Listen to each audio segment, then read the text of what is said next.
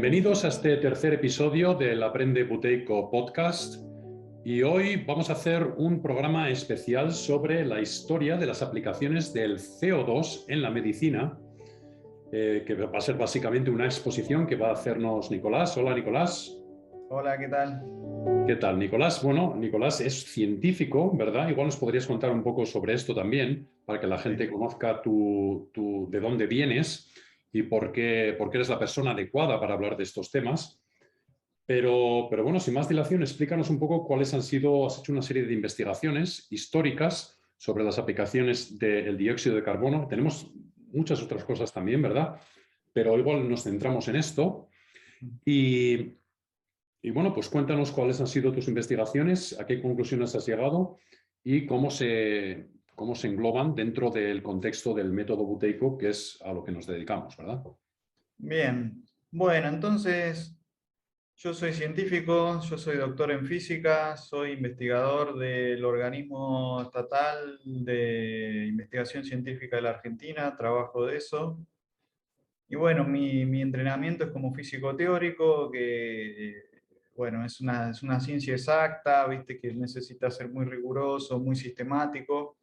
Y si bien yo no tengo un entrenamiento formal ni en biología ni en medicina, tengo un entrenamiento de buscar en la literatura, de bucear en las referencias, de establecer qué es las investigaciones que se están haciendo. O sea, tengo una educación como para abordar a un nivel no muy técnico, ¿no? Porque sobre todo en la investigación actual en medicina, en biología se pone muy técnico, cosas que realmente me exceden, pero sí poder ir siguiendo el hilo históricamente, ¿no? De qué es lo que se vino haciendo.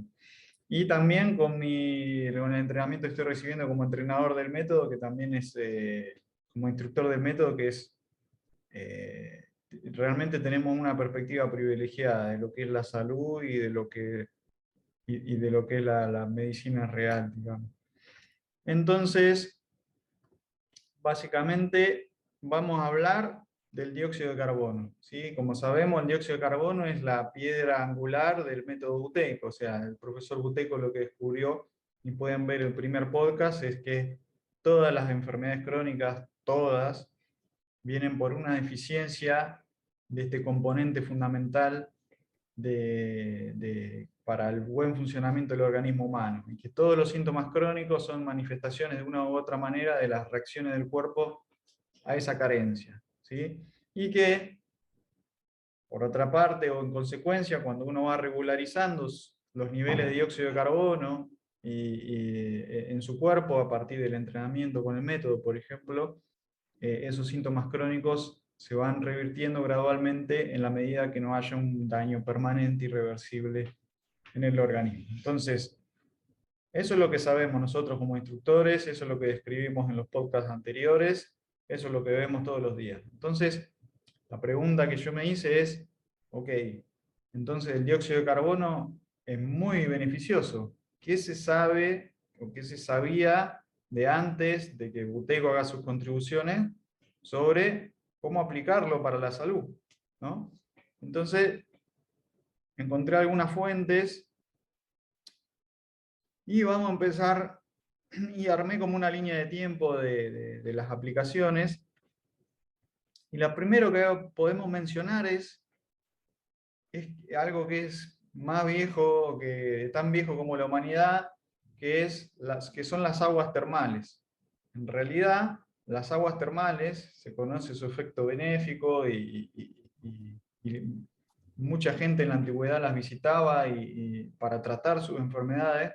Y la realidad es que las aguas termales tienen un montón de dióxido de carbono disuelto. En realidad el componente fundamental que está presente en esas aguas termales es dióxido de carbono disuelto. Entonces hay hay referencia histórica de un ejército después de una batalla en el siglo III después de Cristo que se fueron a unas aguas termales y se recuperaron de la batalla, se sanaron en esas aguas termales. También hay hay referencias de uso de aguas termales en la Biblia, en el Antiguo Testamento.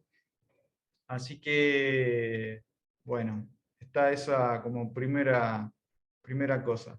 Después tenemos un hueco que es básicamente la Edad Media, que es un hueco en el conocimiento universal, una época oscura total. Y la próxima cosa que tengo para mencionar es en el siglo XVI, 1500, están los trabajos de Paracelso, que es quizá uno de los alquimistas más conocidos de la historia y uno de los que, digamos, tenía como una mentalidad muy avanzada para su tiempo y realmente todos los componentes que iba descubriendo, todos los componentes químicos que iba descubriendo por sus manipulaciones, lo iba estudiando para qué servía cada cosa, ¿no? ¿Qué efecto terapéutico podía tener? Y bueno, Paracelso conocía el dióxido de carbono, aunque todavía no sabía qué es lo que era. Había logrado aislar el dióxido de carbono, y Paracelso lo llamaba spiritus silvestre, que quiere decir espíritu del bosque, le decía al dióxido de carbono. Y fue uno de los primeros en empezar a ver cuáles eran sus aplicaciones terapéuticas. También otro científico que se llamaba Van Helmont también está en la historia de todo esto. Después, en el siglo XVIII, un científico que se llamaba Presley descubrió que el dióxido de carbono estaba en el aire atmosférico. O sea, se hizo la conexión de que ese gas que estaba presente en algunos lugares naturales, que digamos el dióxido de carbono en algunos lugares de la Tierra sale de la Tierra, sale expulsado de la Tierra y vos te podés ir bañarte en dióxido de carbono. Hay que tener cuidado porque si son concentraciones muy altas te desmayás te puedes llegar a morir. Digámoslo así, si vos te tomás un trago de dióxido de carbono puro te morís al instante, pero en concentraciones bajas, del 10%, digamos, podés respirar. Y entonces este científico Presley es el primero que se dio cuenta que estaba en el aire atmosférico en una concentración muy, muy baja. Más o menos contemporáneo a él está un científico francés que se llamaba Lavoisier, que fue fue un gran sabio, que fue el que descubrió la composición atómica del dióxido de carbono. Se dio cuenta que era un átomo de carbono y dos átomos de oxígeno.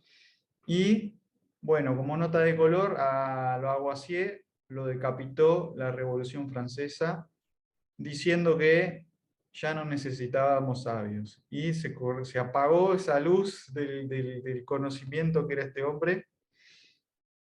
Bien. Increíble. Después, sí, increíble. Y a partir de las investigaciones de Presley y de Lavoisier se empieza a probar las aplicaciones médicas más modernas del dióxido de carbono y de aplicarlo de diferentes maneras. O sea, una de las maneras más comunes de aplicarlo era hacer baños, o sea, producir, ya sea en las aguas termales o en aguas artificialmente enriquecidas con dióxido de carbono, que la gente se bañe, y bueno, eso tenía una serie de efectos que ahora lo vamos a ir viendo, y también aplicar el gas, o sea, hacer un baño de dióxido de carbono seco, digamos. Entonces, Ujú. lo primero que tenemos acá en 1776, que es el mismo año que, si no me equivoco, que la independencia de Estados Unidos. En 1776, un tal Magellan reportó que un cáncer ulcerante extendido por todo el cuerpo redujo su tamaño a un cuarto del tamaño original utilizando baños de dióxido de carbono gaseoso. Es decir, una persona, un cáncer ulcerante tenés un cáncer como que emerge a la superficie y tiene como pus y mal olor, o sea, un desastre. Y con la aplicación de dióxido de carbono, esa herida se fue cerrando y se fue arreglando hasta que quedó a un cuarto de su tamaño. Eso fue reportado en 1776. En 1794, un doctor que se llamaba John Ewart publicó un reporte sobre un tratamiento exitoso de 2 casos de cáncer de mama con ulceraciones.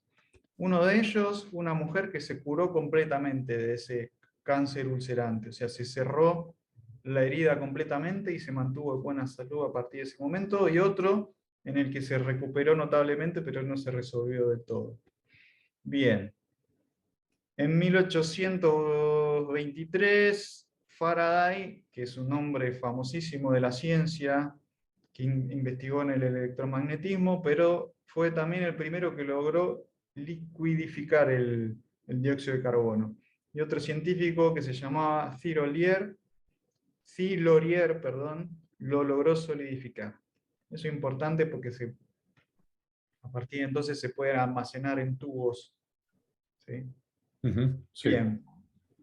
En 1834, un doctor que se llamaba Mollón publica su experiencia tratando dolores menstruales con dióxido de carbono. O sea, mujeres con, creo que el nombre científico es dismenorrea, en los dolores menstruales, que trató con mucho éxito, y se menciona en la fuente esta que yo saqué esta información que este método había sido utilizado en la antigüedad y que había sido olvidado.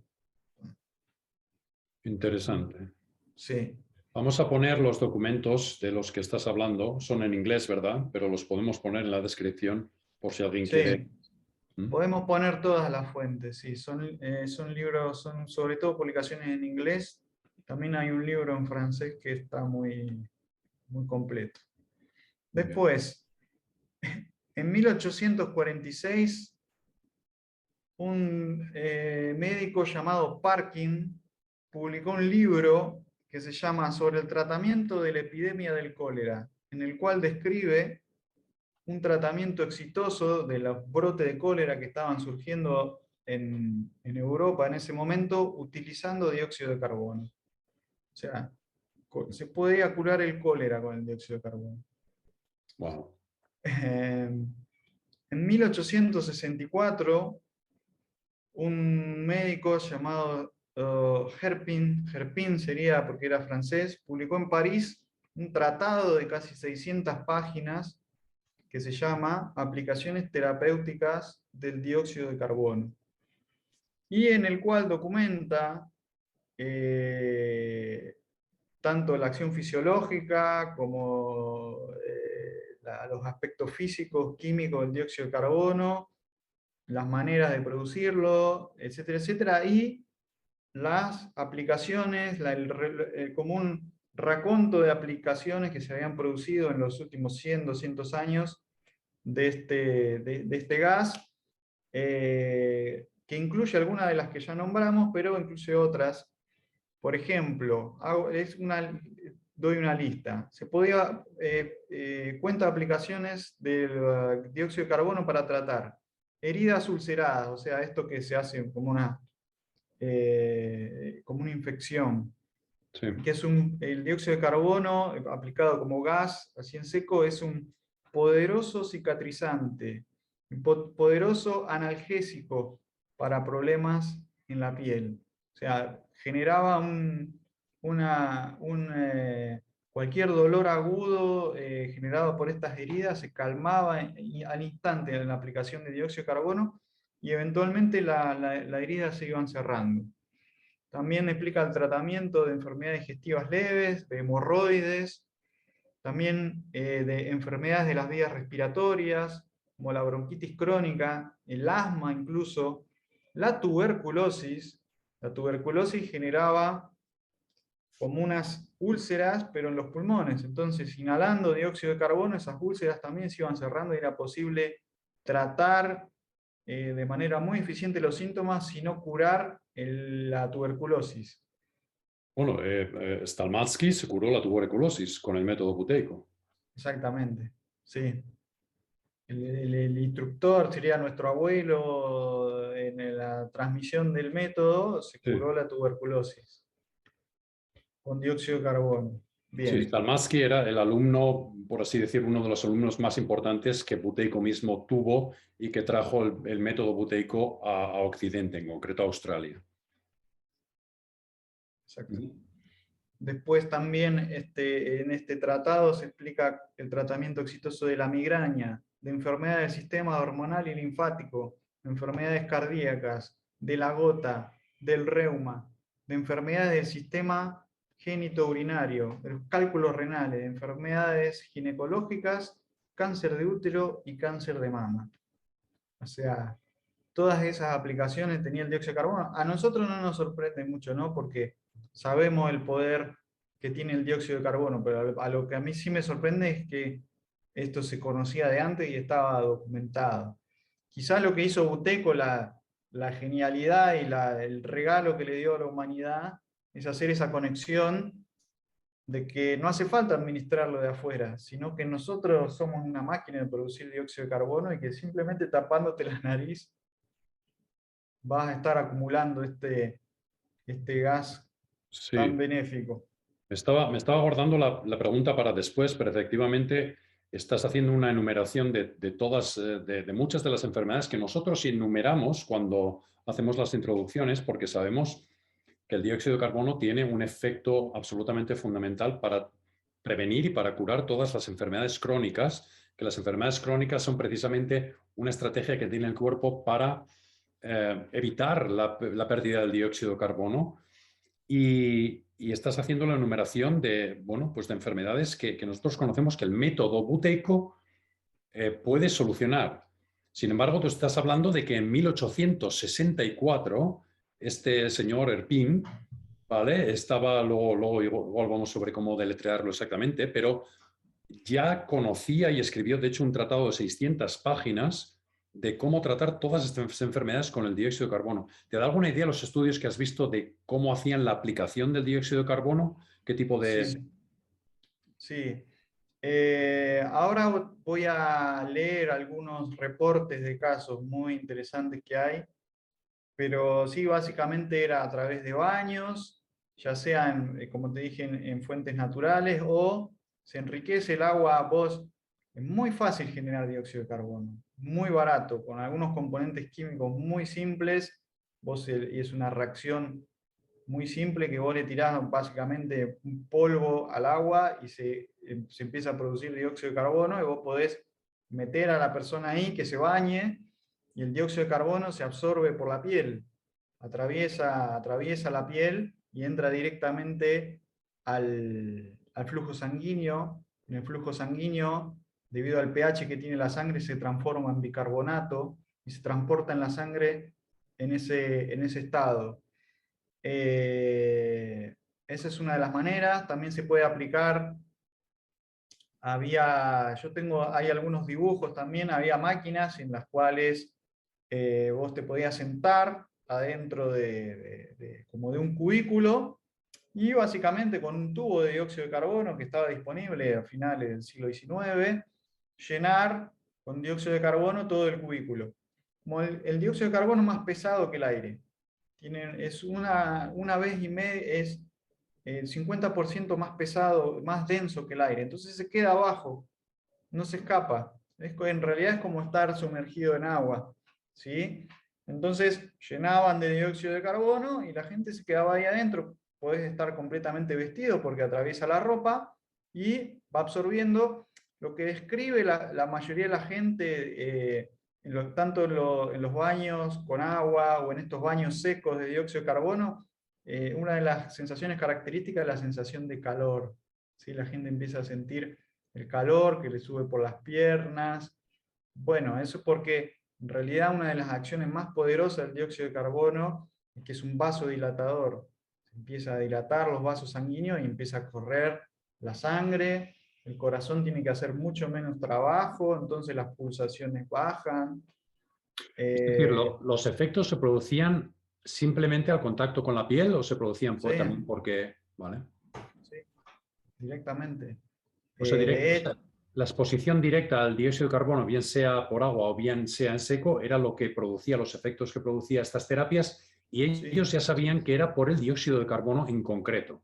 sí, algo tan simple como bañarte en una bañera con soda, porque es eso, la soda es Mm. dióxido de carbono disuelto en agua, producía que se cierren las ulceraciones y todas las cosas que estuvimos nombrando. O sea, un método de aplicación que es súper simple, es barato, no tiene efecto secundario porque estás trabajando con la fisiología del cuerpo, lo estás ayudando y tenía todos estos resultados positivos. ¿Qué más? Una cosa interesante que comenta, que la voy a leer, Erpin, voy a traducir en vivo del francés, así que capaz que me trabo. Este hombre decía, podemos ver por el conjunto de los hechos y las propiedades que el ácido carbónico, o sea, lo llamaban ácido carbónico, es dióxido de carbono, que el ácido carbónico es susceptible de recibir aplicaciones terapéuticas importantes y variadas, y que está llamado a tomar lugar entre los medicamentos más útiles. Lo Toma ya. declaraba directamente. Eh, Dice, si ahora adjuntamos a estas consideraciones teóricas los resultados que nos aporta la práctica de los siglos precedentes, si estudiamos la historia de la medicina, encontramos una masa imponente de hechos incontestables que establecen y que confirman las propiedades terapéuticas del ácido carbónico. En efecto, podemos ver que desde los tiempos más antiguos los médicos hicieron uso sin dudar del ácido carbónico.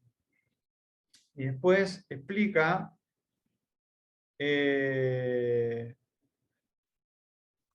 que, eh, bueno, que en su tiempo él creía que iba a tener una respuesta mayor su investigación. Pero eso también es una constante en todo este tema del dióxido de carbono. La gente dice, miren lo que es esto, miren esta maravilla, y no reciben respuesta, ¿viste? De sus colegas, de sus contemporáneos, no hay una repercusión. Este hombre lo decía directamente, este tipo de terapia está llamado a ser una de las cosas más útiles que puede haber, pero ese llamamiento, por alguna razón, no se cumplió. Es Bien, inte- sí. bueno, es interesante la fecha en que dices que se produjo este tratado, Sí. 1864. Estamos hablando de la época en que ya Louis Pasteur empezó a pronunciar sus teorías. Entramos ya en que la medicina va a ir en otra dirección, no va a ir en la dirección la que parece que Erpen espera que vaya. Él ve el futuro muy claro porque ve muy claro la teoría y ve muy clara la evidencia, pero de lo que quizá no se ha dado cuenta es de que puede ir en cualquier otra dirección, no necesariamente la dirección bueno, y que puede llevar muchos años. Y vamos a hablar de la conexión que tiene todo esto con buteico, ¿no?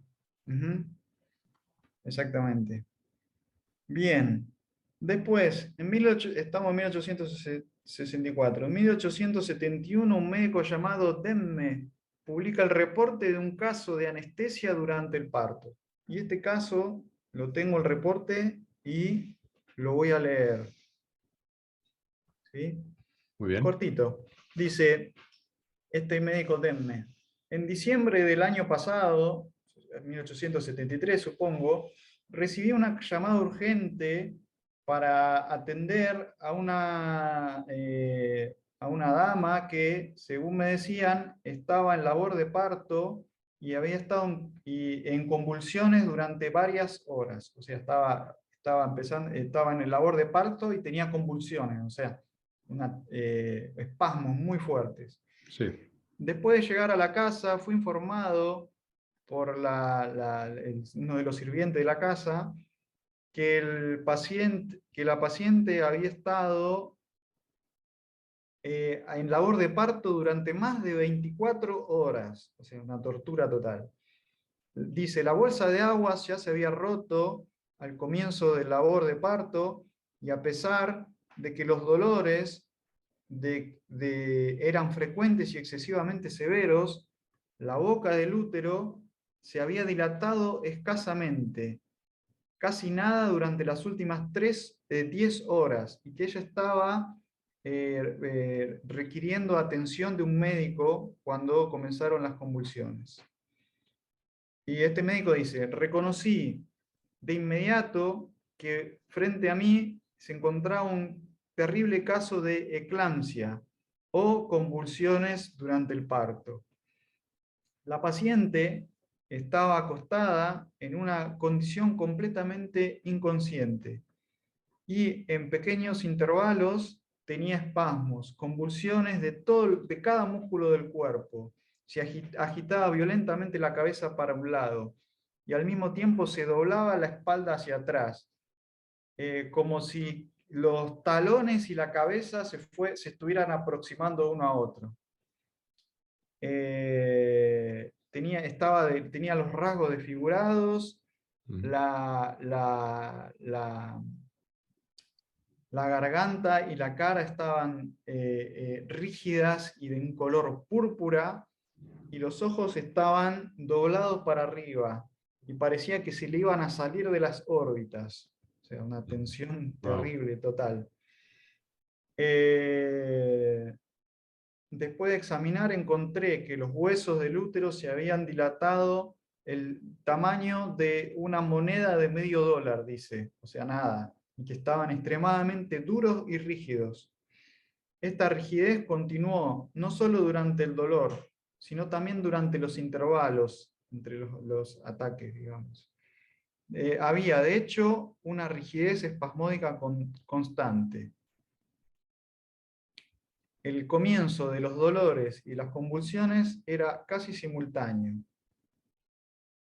Parecía como si la presión de la cabeza del niño que estaba tratando de salir hacía que se tensionara todavía más.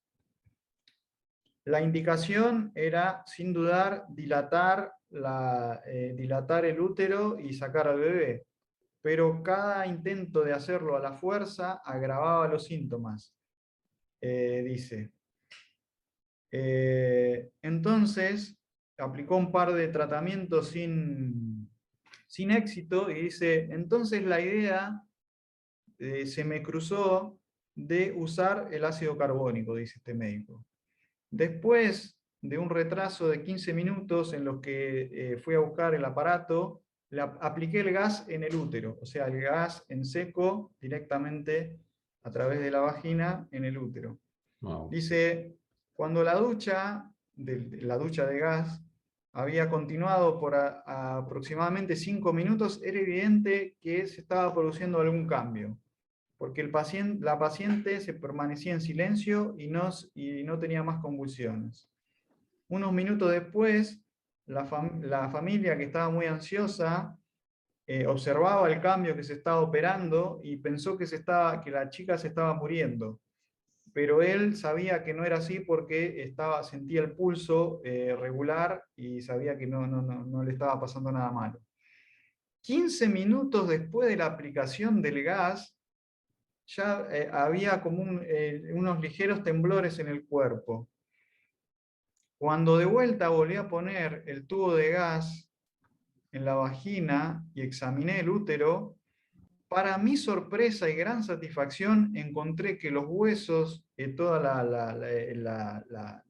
huesos de la cadera, no solo no estaban rígidos, sino que estaban completamente dilatados y la cabeza del bebé estaba empezando a salir. Inmediatamente, dice, apliqué los forceps y saqué al bebé. La paciente, después de permanecer inconsciente durante varias horas, se despertó como si hubiera estado durmiendo y pidió por un vaso de agua, dice. La convalecencia procedió favorablemente. Dice, en este caso tuvimos una revelación del poder del ácido carbónico como un anestésico en un caso extremadamente sensitivo de sensibilidad del útero, que controló la rigidez que había sin ninguna aparente interferencia con los esfuerzos del útero. O sea, lo que quiere decir ahí es que la aplicación del dióxido de carbono hizo que se relaje toda la musculatura, pero a la vez el parto prosiguió. O sea, no es que tuvo un efecto relajante tan fuerte que ya ni siquiera salió el bebé, sino que, bueno, lo que sabemos nosotros, que las mujeres que tienen una pausa de control alta tienen partos que son muy fáciles y sin dolor. Acá lo que podés hacer es aplicarlo directamente y aunque la persona tenga una pausa de control baja, el parto es fácil. Todo lo que estás contando con este documento son cosas que hemos abordado en el podcast en inglés, en el que estamos haciendo un viaje sobre las edades de la vida y empezamos con ellos. Si las personas que hablen inglés pueden ir al podcast, que lo tenemos en nuestra misma página web, donde quizá puedan encontrar este podcast también. Y hablamos precisamente de eso, del tipo de pausa de control que necesita tener una mujer que se quiere quedar embarazada, de los problemas que normalmente hay en el parto que no existen cuando tenemos una pausa, cuando las mujeres tienen una pausa de control muy alta. Y de hecho estamos ahora documentando un caso de una instructora de buteico y hemos documentado todo su embarazo y el nacimiento del niño a través de su testimonio y lo vamos a publicar enseguida, dentro de unas pocas semanas, en una serie de 4 capítulos que ha sido ella generosísima en darnos. Y ella tiene 40 años. Esta practicante de buteico tiene 40 años y ha tenido un embarazo completamente normal, con un resultado completo, un niño precioso, completamente normal. Y bueno, lo que estás contando sobre un caso de, además, que tuvo un efecto tan inmediatamente, ¿no? Estamos hablando de después de 15 minutos, después de media hora, el niño nace de forma perfecta. Entonces, esto es testimonio de algo que ya hemos abordado a través del tema buteico y más que todo lo confirma, ¿no? Sí. Después este médico también habla de un caso, otro caso, de una mujer que también estaba teniendo una labor de parto muy difícil, aplicó el mismo tratamiento y la mujer dio a luz sin dolor. O Sin sea, dolor. y él mismo la mujer decía, no siento dolor, pero él creyó que se había parado el parto, pero no, de hecho estaba pariendo sin dolor. Esto me hace acordar cuando, nada que ver, ¿no? Pero un paréntesis, cuando en la Biblia, cuando relatan que Dios expulsó a Adán y Eva del Sí, jardín del Edén, una de las maldiciones que echó sobre Eva es: parirás con dolor. sí, ¿Sí? Eso está en el Antiguo Testamento. sí, sí, Entonces, sí. como que se ve que había mucho dióxido de carbono en el jardín del Edén. No sé por qué, pero a mí también me ha venido a la mente ese episodio. O sea, es posible parir sin dolor. Está al alcance de la Sí. mano. Mm. Bien. Wow. Después, eh, estábamos en 1800, esto pasó en 1871. En 1889, un médico llamado Charles Naylor publica un libro que se llamaba Tratamiento con gas carbónico de la malaria, que también, bueno, otra enfermedad infecciosa causada por un parásito que también se podía tratar con el dióxido de carbono. En 1897 se hizo un ensayo clínico con 150 pacientes en 2 hospitales de Nueva York para el tratamiento de la tos ferina, que es una enfermedad infecciosa grave, y los resultados fueron muy exitosos. Básicamente el tratamiento con dióxido de carbono podía curar esta enfermedad en el transcurso de algunas semanas, nada más. Después, en 1902, ya estamos en el siglo XX, principio del siglo XX, C.J. Lewis publica un libro que se llama Sobre el efecto curativo del ácido carbónico sobre el cólera, fiebres y otras enfermedades. Este libro yo lo estuve viendo un poco y ya es otro nivel de medicina, en el sentido de que lo que se describe en los otros libros es más como de reportes de casos, algunas teorías que vos podés, algunas ya con los conocimientos que tenemos nosotros hoy en día podemos ver que estaban erradas, pero bueno, se proponen algunas teorías. Pero en este libro se hacen algunos ensayos del efecto del dióxido de carbono sobre el crecimiento de colonias de bacterias, o sea, una cosa más de biología. Y este hombre demuestra que el dióxido de carbono mata a las bacterias del cólera, básicamente. La bacteria del cólera no se puede reproducir, no puede crecer, no se puede expandir en un ambiente que es rico en dióxido de carbono. Y bueno, y de hecho cuenta, ya lo habíamos nombrado, el cólera, un doctor creo que se llamaba Sherkins, habla sobre las experiencias que se hicieron en los diferentes brotes de cólera, tanto en Europa, en Inglaterra, en España, como en Jamaica, y cómo este tratamiento era una opción válida para detener las epidemias de cólera, que se cobraban muchas vidas al principio, hace Ujú. un siglo y medio. Sí. Bien. Esto, En a ver, 1900 perdona, sí, sí, Nicolás, esto toca en un tema que yo creo que es muy interesante, porque nosotros siempre anunciamos el método buteico como algo que es muy efectivo para las enfermedades crónicas, pero también hemos tenido la experiencia y hemos visto que funciona muy bien para enfermedades infecciosas también. No vamos a decir todas, pero estamos hablando aquí de que hay estudios eh, ya con un peso científico ya mucho mayor, ya en el siglo XX, que están hablando de la tosferina, del cólera, es decir, enfermedades infecciosas que eran tratadas con el elemento fundamental con el que tratamos con el método buteico, que es el CO2, ¿verdad? sí, sí, totalmente. Eh, Hay que ver también el modo de acción, ¿no? Porque lo que sabemos nosotros es que el dióxido de carbono mejora el funcionamiento del sistema inmune por una acción sistémica, digamos, mejora el pH y el sistema inmune anda mejor. Pero también estos otros modos de aplicación con concentraciones más altas, quizá también, porque el tratamiento, si no me equivoco, era por inhalación. Vos inhalabas quizá una mezcla que tenía, no sé, 10% de dióxido de carbono, y eso es una dosis altísima, y quizá eso, además de mejorar el sistema inmune, también tenía una acción directa sobre la reproducción de las bacterias, ¿no? Ujú. Bien, en 1905, un médico norteamericano, o sea, vemos lo que también es para remarcar es que esto estaba en Europa y también en Estados Unidos. O sea, hay reportes de esto en los dos continentes que eran en ese momento como la meca de la medicina y de la ciencia, y para mí es un dato muy importante notar esto, que no era una escuela de pensamiento en Alemania, sino que había varios médicos en todo el mundo que estaban reproduciendo esto.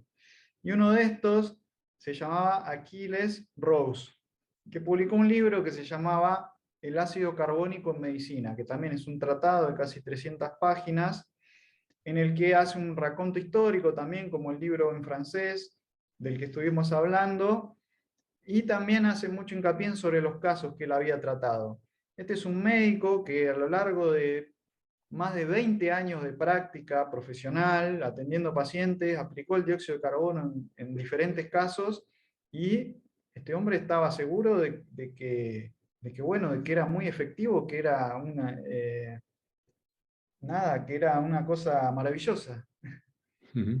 Y este médico cuenta casos exitosos de tratamiento de una enfermedad que se llama clorosis, que básicamente es una anemia muy grave que afectaba sobre todo a mujeres jóvenes, y que uno de los síntomas característicos es que la piel se ponía verde. O sea, Wow. una enfermedad muy grave que se trataba con el dióxido de carbono. El asma, ahora voy a leer un caso del asma.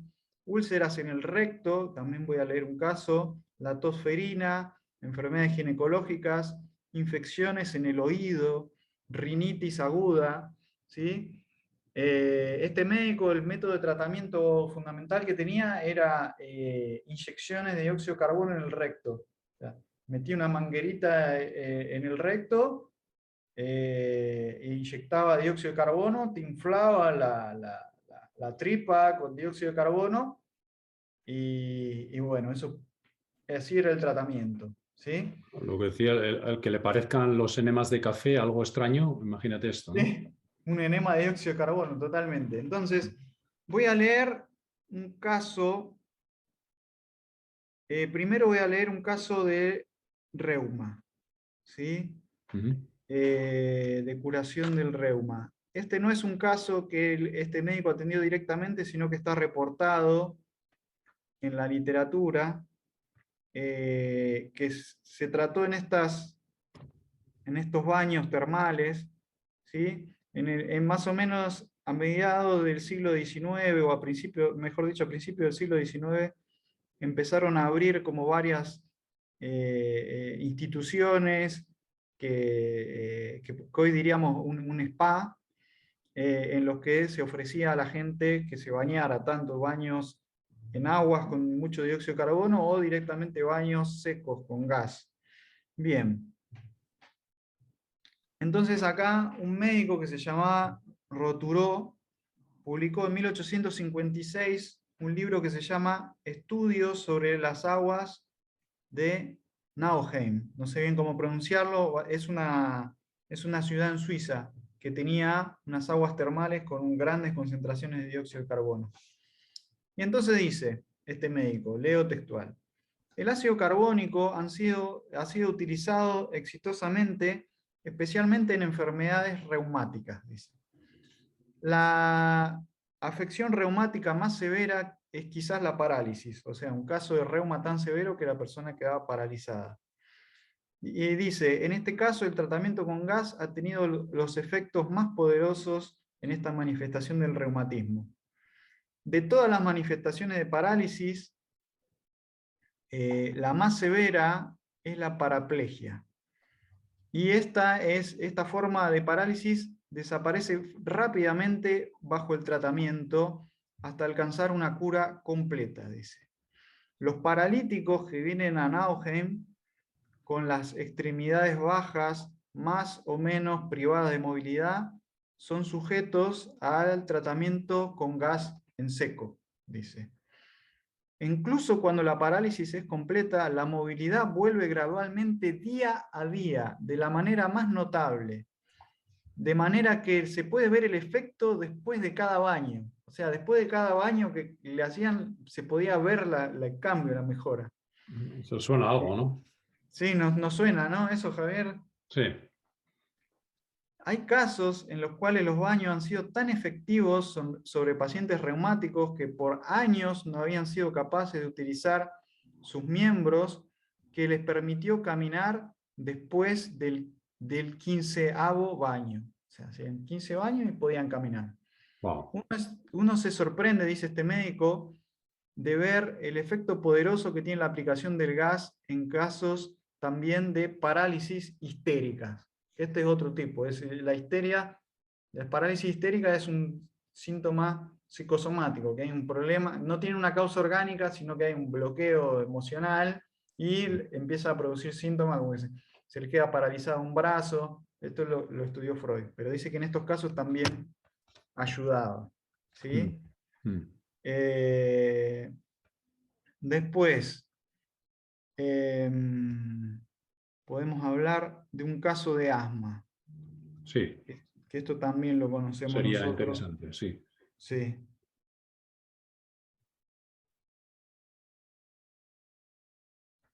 Bien, acá este médico, Achilles Rose, este médico norteamericano, habla de un caso que trató él mismo, de asma bronquial. Y dice, bueno, se llamaba Flora, tenía 32 años de edad. Dice, había sufrido asma por 7 u 8 años, de un asma crónico y de falta de aliento. Por un año había tenido ataques de asma, que al principio ocurrían en intervalos largos, pero después se volvieron más frecuentes. Durante las 4 semanas previas a contactarlo, había tenido ataques asmáticos que duraban entre media y 1 hora todas las tardes, lo que iba acompañado con el silbido característico de la respiración, ¿no? Durante estos ataques. Durante la noche, la paciente podía dormir poco y estaba obligada a dormir sentada en la cama. Eso también lo conocemos. Interesante. Sí. Mm. Y describe el médico un poco más el diagnóstico, dice que tenía un enfisema moderado en los pulmones. Decía que escupía en el escupitajo, en las pectoraciones que hacía, había unas cosas que se llaman cristales de asma, que son como unas formaciones de unas proteínas que es característico del asma. El corazón era normal, la paciente no podía subir más que un piso de escaleras sin descansar, decía. Subía un piso y tenía que parar. Y acá describe el tratamiento, dice. Todas las tardes ella recibía una inyección de ácido carbónico en el recto. Después de la segunda inyección, ya no tuvo más ataques de asma, dice. Wow. Después de la cuarta, la paciente pudo dormir durante toda la noche sin despertarse. Y empezó a disminuir la tos. Después de la octava inyección, no había más cristales de asma en la expectoración. Después de la 11ª inyección, había disminuido mucho la tos y la paciente era capaz de subir 3 pisos de escaleras sin descansar. Y después el tratamiento fue discontinuado. Dice, durante las 6 semanas siguientes la paciente permaneció libre de ataques de asma, pero después los síntomas reaparecieron, dice. Eso lo podemos entender en el hecho de que vos podés normalizar los niveles de dióxido de carbono de forma artificial con estas inyecciones, pero si no está entrenada la respiración, lo vas a volver a expulsar. Por eso el método Buteyko es lo único que es completamente definitivo. Pero esta persona recibió una aplicación externa del gas que el cuerpo puede producir, sí. Tuvo unos efectos espectaculares como es de entender, sabiendo lo que sabemos sobre el método Buteyko, pero claro, ella siguió respirando mal, que era en realidad la verdadera causa de cómo estaba ella provocando esa enfermedad. Exacto. Hay otros casos que se recuperan y no vuelven a tener síntomas, o vuelven los síntomas pero de manera más leve. ¿Sí? Después, creo que el último caso que les voy a leer es un caso de una fístula anal, que ya se puede imaginar lo doloroso que es, que estaba con hemorroides también. Dice también este médico Aquiles Rose, un hombre de 34 años de edad, dice que era maestro de danza. Estaba casado, padre de 3 niños. La historia familiar, bien, dice. La condición general estaba bien. Era un hombre activo, industrioso. Sin embargo, tenía un gran sufrimiento. Sin embargo, a pesar de estar sufriendo mucho por la enfermedad que tenía, trabajaba muy duro para mantener a su familia. Dice, vino a mi oficina el 29 de diciembre de 1902 para que lo tratara por una fístula en el ano. Había estado sufriendo de constipación desde hacía tanto tiempo que no se acordaba cuándo había empezado. Bueno, esa es la descripción del caso. Y acá describe, después de 2 semanas de tratamiento, el 12 de enero, ¿sí? Esto había sido el 29 de diciembre, el 12 de enero, está toda la descripción de tratamiento, pero básicamente aplicaba el gas carbónico en seco directamente sobre la fístula, que era como un absceso con pus.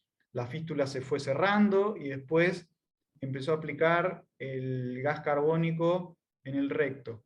Bien, entonces después de 2 semanas de tratamiento dice, hoy he visto al paciente que describe su condición presente como completamente, mucho mejor que en el pasado.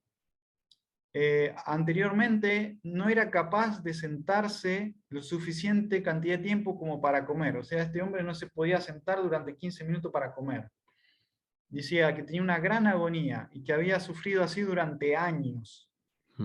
Dice, ahora ya no tiene ningún dolor, ni al defecar, ni haciendo otra cosa.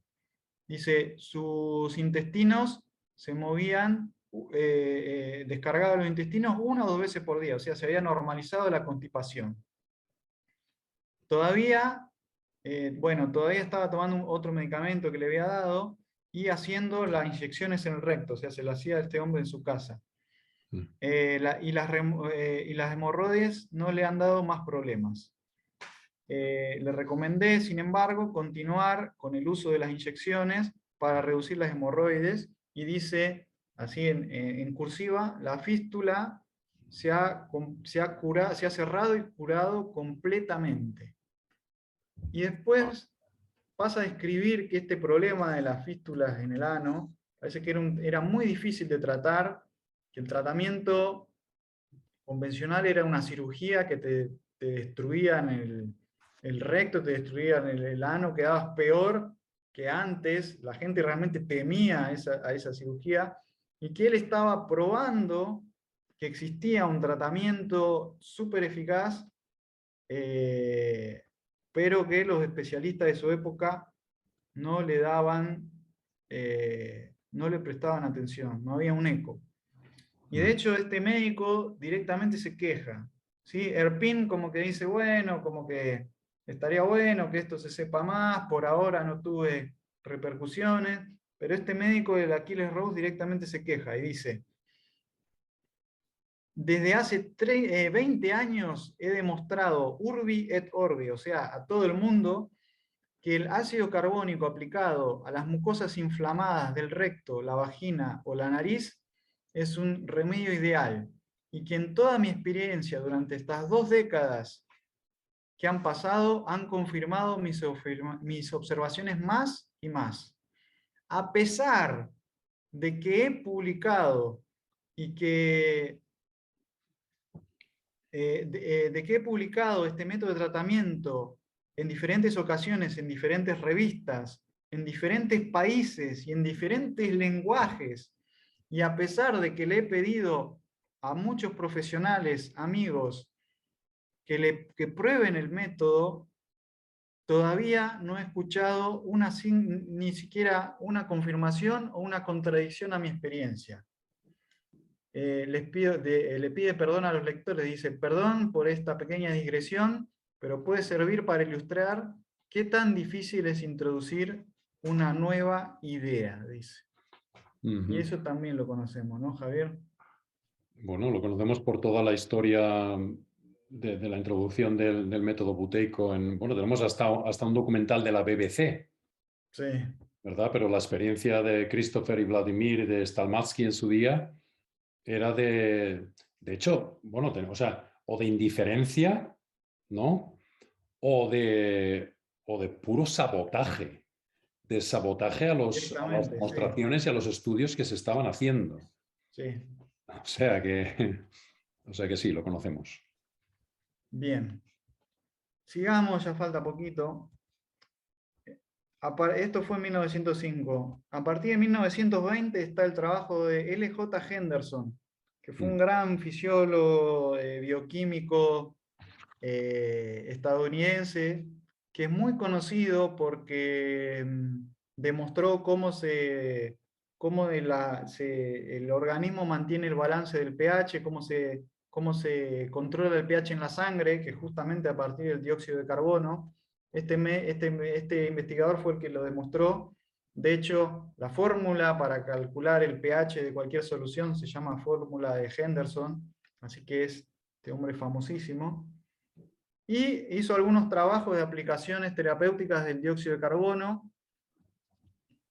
Por ejemplo, lo aplicó para recuperar a pacientes luego de la anestesia, ¿sí? La anestesia provoca un estrés muy fuerte en el cuerpo, y después de la anestesia, como que el cuerpo está hiperdeprimido, también está intoxicado porque es tóxica. Entonces este médico lo empezó a aplicar para sacar al paciente del estado que también podía conducir a la muerte, ¿no? De que queda después de una operación con una anestesia general. Y bueno, básicamente el tratamiento que aplicaba Henderson, o uno de los tratamientos, era la inhalación directa de una mezcla de aire con dióxido de carbono con 8% de dióxido de carbono, ¿sí? Esa era la concentración. Y bueno, notaban que ni bien le daban a inhalar a esta persona que tenía la anestesia, empezaba, bueno, lo primero que notaban es que la respiración empezaba a funcionar más, ¿no? Y eso porque justamente el dióxido de carbono lo que hace es excitar el centro respiratorio. Pero también notaban que mejoraba la circulación, que enseguida le volvía el color, y bueno, recuperaban a los pacientes después de la anestesia de una manera mucho mejor. Después, aplicaciones para una cosa que se llama atelactasia posoperatoria, que también es después de las operaciones, se contraía el diafragma y los pulmones se reducían, y si no se lograba relajar eso, la persona podía tener complicaciones, se podía generar una infección, una neumonía. Entonces también aplicaban la inhalación de de dióxido de carbono mezclado con aire, y ¡pum!, la lactasia, el pulmón se volvía a desplegar y volvía a toda la normalidad. También Henderson curaba la neumonía con dióxido de carbono. Seguro. Después, Eso, por cierto, Nicolás, perdona que te interrumpa, sí, Henderson era el fisiólogo más respetado por Buteyko mismo. exacto, sí. ¿Verdad? Cuando Christopher habla siempre de Buteyko, Buteyko dice siempre criticaba a muchos de sus colegas, pero cuando hablaba de Henderson, Henderson lo tenía en gran estima. Sí, es el Colega, por supuesto, era anterior, pero... Es el antecedente directo, y sí, dice que no respetaba a nadie Buteyko salvo a Henderson, que una vez no sé qué alguien le preguntó algo de Henderson y le dijo, no, como que no tenés, no tenés el derecho a nombrarlo, le dijo, algo así, Sí, directamente. como alguien le dijo algo malo a Richard Strauss sobre Richard Wagner, y él, bueno. Así también. También. Entonces sí, muy respetado. Entonces lo aplicaba también para casos de recuperación en caso de asfixia por monóxido de carbono. También es más, durante muchos años, no sé si será así actualmente, pero el protocolo estándar para tratamiento de asfixia por dióxido de carbono es con un aparato que inventó Henderson. ¿Sí? O sea, si vos, no sé qué, ahí a mediados del siglo XX te asfixiaba con monóxido de carbono y venían los bomberos con el aparatito de Henderson, te ponían la mascarilla y te sacaban adelante así. Wow. Después, también lo utilizaba como un tratamiento profiláctico de la neumonía neonatal, profiláctico en el sentido que era preventivo. Le daban a los bebitos recién nacidos a inhalar un poquito de dióxido de carbono para prevenir esta enfermedad, la neumonía neonatal, que se cobraba 4 de cada 10 vidas en ese momento. También lo aplicaba para revertir la angina de pecho, que es una enfermedad crónica. Y también en casos de ahogamiento, o sea, gente que se ahogaba en el agua o gente que se electrocutaba, también aplicaba el mismo tratamiento. Después, ya pasamos a 1950, que es el trabajo del profesor Buteyko, ¿sí? Que ahora lo podemos ver un poco más en contexto, del que no vamos a hablar, porque bueno, básicamente todo lo que venimos hablando antes es sobre eso. Y después ya entramos como en una zona más moderna. En 1953, un médico que se llamaba Meduna, o se llama, que está vivo, no creo, pero se llama El modo de acción del tratamiento con dióxido de carbono en las neurosis humanas. O sea, este médico, el tratamiento que hacía, le hacía respirar a los enfermos con ansiedad aguda, una mezcla que creo que tenía como un 30% de dióxido de carbono hasta que se desmayaban. Wow. Los hacía aspirar dióxido de carbono hasta que se desmayaban, y este médico reportaba que se curaban. O sea, les curaba la ansiedad de esa manera. Sí, eso Increíble, estamos cubriendo todo el abanico. Sí. ¿No? Estamos entrando en enfermedades de tipo mental, de tipo psicológico, que efectivamente Buteyko tiene un efecto increíble, ¿no? Pero un 30% es hasta que se desmayaban, bueno. Los volteaba. Bueno. En 1952 tengo el paper, un médico que se llamaba Sargent en Estados Unidos publicó un paper que se llama El uso del dióxido de carbono en el tratamiento de psiconeurosis, donde también el tratamiento era por inhalación, y describen que el tratamiento era especialmente efectivo en casos de neurosis con manifestaciones histéricas, como esos casos que también nombramos, bueno, se les paraliza un brazo, pero por un bloqueo psicológico, que esto ya era conocido, ¿no? Esto Sí, lo hemos nombrado en 1800 y pico, ya lo sabían. Pero bueno, acá hay un paper con una investigación sobre varios casos, y lo que es interesante que describe en el paper es que las inhalaciones por dióxido de carbono a veces producían una catarsis. La persona inhalaba el dióxido de carbono y ¡pah!, explotaba en llanto, en grito, en lo que sea, y después se acomodaba, ¿no? sí, Que es una típica reacción de limpieza inducida por el tratamiento. sí. Bien. Eh, Después, ya pasamos a lo que yo digo la actualidad, que ya son 70, 80, 90.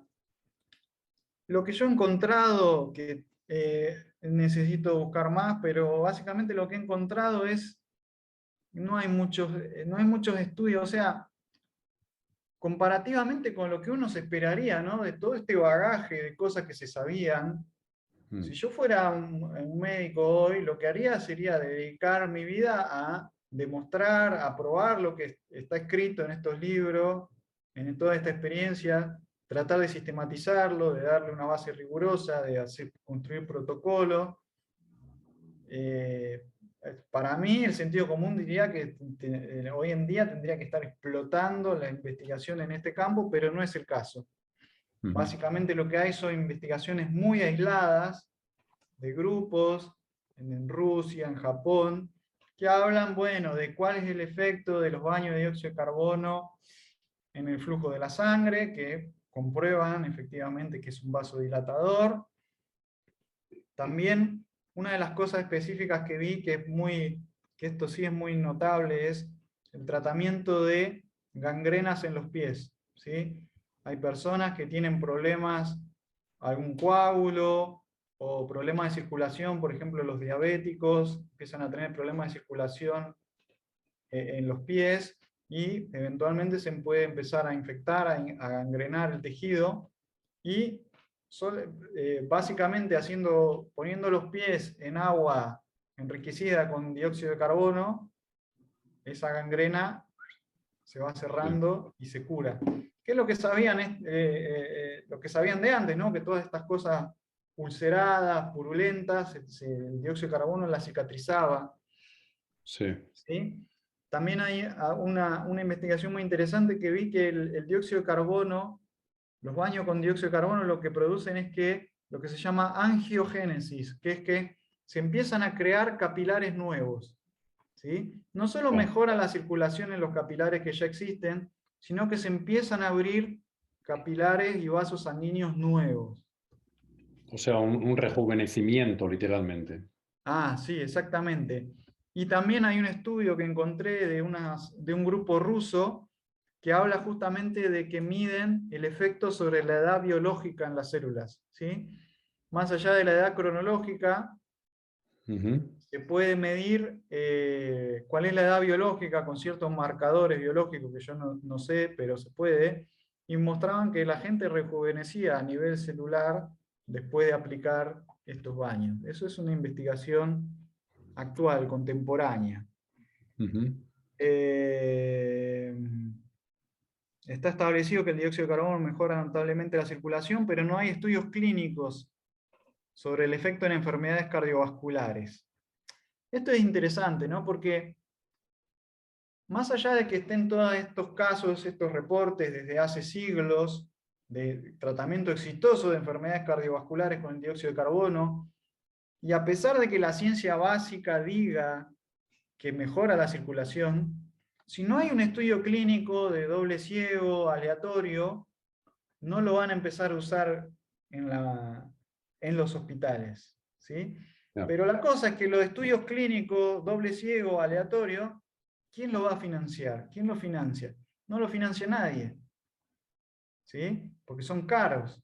Entonces, las farmacéuticas, ¿quién va a financiar un estudio clínico sobre algo que no se puede patentar? Vos no podés patentar el dióxido de carbono. claro. Ya está. Entonces, yo creo que esa es una de las grandes razones que frenan el desarrollo de esto, que no es algo que va a traer un beneficio económico a Sí, nadie. O no. clarísimamente. Esto daría para un podcast en sí mismo, ¿no?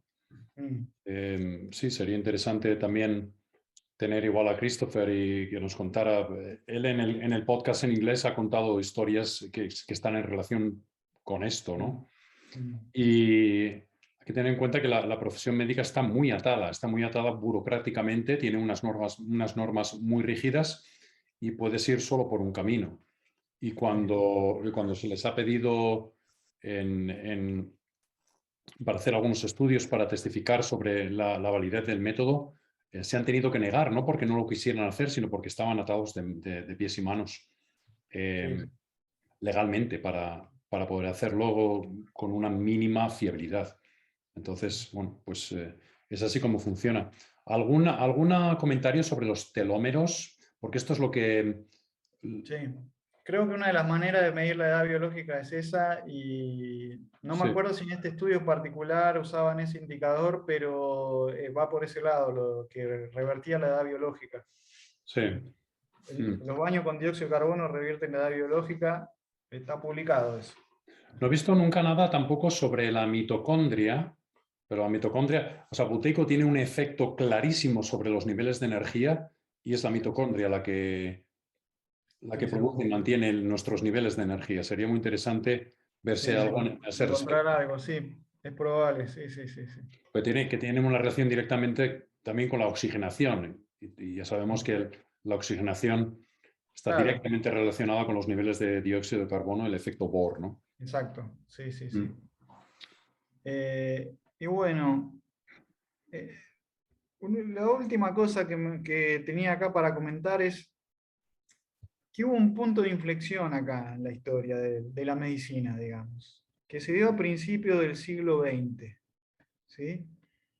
Y que, si querés, está marcado por la intervención de grandes filántropos, entre comillas, en la medicina. Y estoy hablando de Rockefeller y otro que se llamaba Carnegie, ¿sí? Ujú. Sí. En 1900, a principios del siglo XX, 1902, 1903, estos dos personajes le encargaron a un médico que se llamaba Flexner que hiciera un informe sobre el estado de la educación en medicina en Estados Unidos. Y a partir de ese informe, primero se cerraron muchas escuelas de medicina, Ujú. pero la mitad de las escuelas de medicina, muchas de las cuales eh, investigaban tratamientos de este tipo, ¿no? Como estos tratamientos que nombramos, cosas que no estaban basadas en drogas, sino más en plantas o en otras cosas que hoy diríamos alternativas. En ese momento eran tan medicina como tomar una droga sintética, pero a partir de este informe y de todo el lobby y de toda la plata que puso esta gente, se cerraron estas escuelas, se uniformizó la educación médica en todo Estados Unidos y básicamente se creó el paradigma médico que tenemos hoy, que es una posibilidad dentro de todas las posibilidades que hay.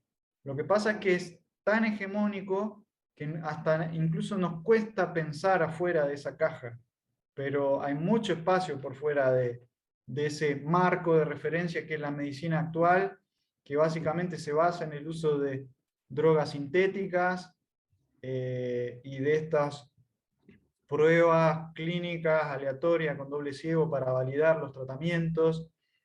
Y bueno, ese es el punto de inflexión, a mí una de mis hipótesis es que toda la investigación en este tema del dióxido de carbono se cortó ahí, o a partir de ese entonces se empezó a hacer cada vez más difícil, y todos los resultados que surgían quizás fueron acallados o desfinanciados.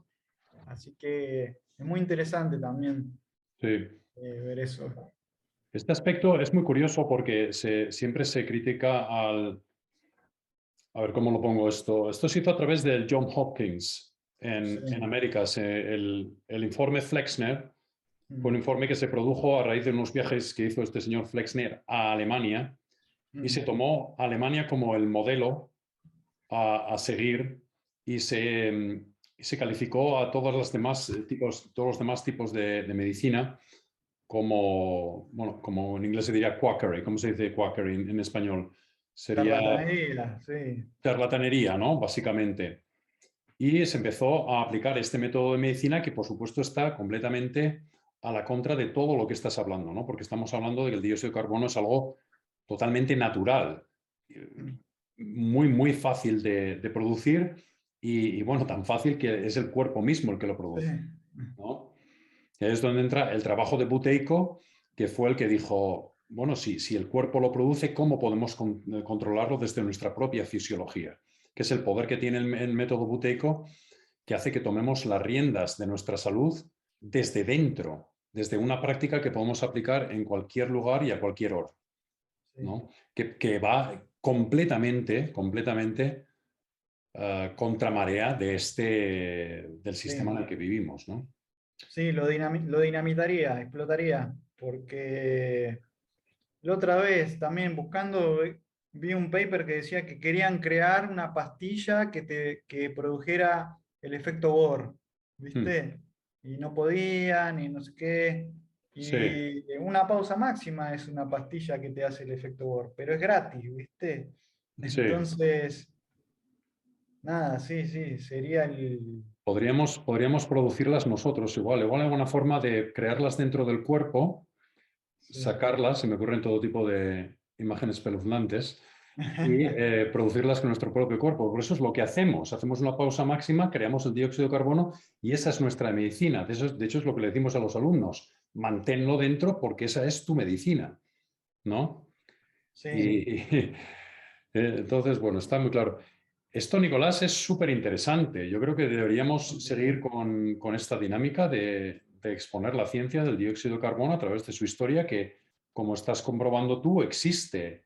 Y has hecho un trabajo, Sí, yo creo que ni siquiera que ni siquiera con nuestros supervisores hemos llegado a observar. Estás haciendo una investigación que creo que es muy importante sí. para, bueno, para darle más peso a todo lo que hay detrás del método buteico, ¿no? Sí, es una investigación original, es decir, que yo reuní toda la fuente, no es que les estoy dando que leí un libro que hablaba, sino que fui a la fuente, la recolecté, leí todas las cosas. Sí. Y para mí sí, lo que sirve es para poner en contexto el método, en un contexto muy grande y también para entender que la manera de hacer medicina que existía antes de todo este cambio que fue inducido por el capitalismo, es decir, por el afán de obtener ganancias. Ujú. ¿Sí? La industria médica, El capitalismo, vamos a especificar, el capitalismo corporativo que es fascismo, ¿vale? el Porque... capitalismo corporativo que es fascismo, que es socialismo, exactamente. El capitalismo en Exactamente. sí no es malo. Pero produjeron este cambio y que hay que entender que la industria médica lo que busca, el objetivo es obtener beneficio económico, no ayudar a los pacientes. Entonces, entender que en el pasado, no hace mucho tiempo en realidad, porque estamos hablando de siglo XIX, principio del siglo XX, había otra forma de hacer medicina, como la que encarnaba este médico estadounidense, Achilles Rose, que iba con su aparatito que producía dióxido de carbono, te inyectaba dióxido de carbono en el recto y te curaba y te sacaba adelante un parto difícil, te curaba una úlcera, aliviaban el sufrimiento y de una forma que no era conducida por el afán de ganar dinero o de, de, de, bueno, de ganar dinero. Hay muchas Entonces, en razones. realidad, Esto conecta con con el diagnóstico que dio Buteyko mismo sobre la avidez, ¿no? Es todo tipo de avidez. Se traduce así, ¿verdad? En español, sí, greed, avidez, sí, bien. ¿no? que esto además lo vemos constantemente, ¿no? Los pacientes que además que muchos de ellos van muy bien, pero continúa esa duda, esa avidez, ese querer más, ese quererlo ahora, ese no tener paciencia. Y esto se transmite a muchas otras áreas y a muchas enfermedades. Cada una tiene su propia enfermedad. Entonces, cuando el sistema médico se nutre de esto y solo de esto, pues los resultados son catastróficos. Sí. ¿Es así? Exactamente. Lo que estaba diciendo es que había otra forma de hacer medicina y que el profesor Buteyko es un heredero de eso y que el método que enseñamos está en esa línea, una forma de hacer medicina que busca aliviar el sufrimiento de la manera más eficiente posible. Y bueno, el dióxido de carbono, en realidad, con todos estos antecedentes que vimos, es el mejor amigo de la humanidad. Es el mejor amigo del hombre, el dióxido de carbono. Y tendría que estar en el centro de la medicina. Tiene que estar en el centro de la medicina porque está en el centro de la vida. De la fisiología, claro. No es arbitrario, no es casualidad. Esto es. Muy bien. Así que bueno, eso es lo que tenía para contarles. Yo realmente estoy fascinado de esto, de descubrir toda esta historia, tanta gente involucrada en esto, ¿no? Porque no es uno o dos, son miles de personas que han trabajado en esto. Nosotros nos llega hasta hoy estos reportes, pero vaya a saber cuántos han trabajado, cuántos reportes se han perdido. Y nada, es como una corriente muy fuerte dentro de la historia de la medicina también. Muy bien, Nicolás, pues vamos a continuar con este trabajo, vamos a continuar con esta exposición y vamos a hacer más capítulos sobre este tipo de investigaciones porque creo que son muy importantes y muy interesantes. Sí. Y que le dan una base y un contexto al método Buteyko que yo creo que es importante para los oyentes entenderla, ¿verdad? Porque muchas veces entramos en esto como muy en frío, ¿no? Explicamos que el dióxido de carbono es importante, que no hay que respirar hondo, el por qué el dióxido de carbono, cuáles son los sistemas a los que afecta el dióxido de carbono, que son todos prácticamente. Entonces, yo creo que es un trabajo de información muy pertinente, que lo pueden disfrutar nuestros alumnos y también todos aquellos que estén interesados en el método y la medicina en general. Sí, entender que es un tratamiento clínico. Exactamente. En realidad es mucho más potente que cualquier cosa que uno pueda tomar, pero que es un tratamiento clínico y que tiene su historia dentro de la historia de la medicina. Eso es. Muy bien, Nicolás, pues muchas gracias. Os emplazamos a todos los oyentes a que visitéis nuestra página web donde está este podcast, está también el podcast en inglés, mucha información adicional también, información sobre los cursos, sobre los webinars que damos gratis para cualquiera que quiera aprender sobre el método. Estamos en el www.aprendebuteykoonline.com. ¿Vale? Lo voy a poner todo en la descripción y nos vemos en la siguiente con más información interesantísima como lo que has expuesto hoy. Muchas gracias. De nada. Gracias a vos.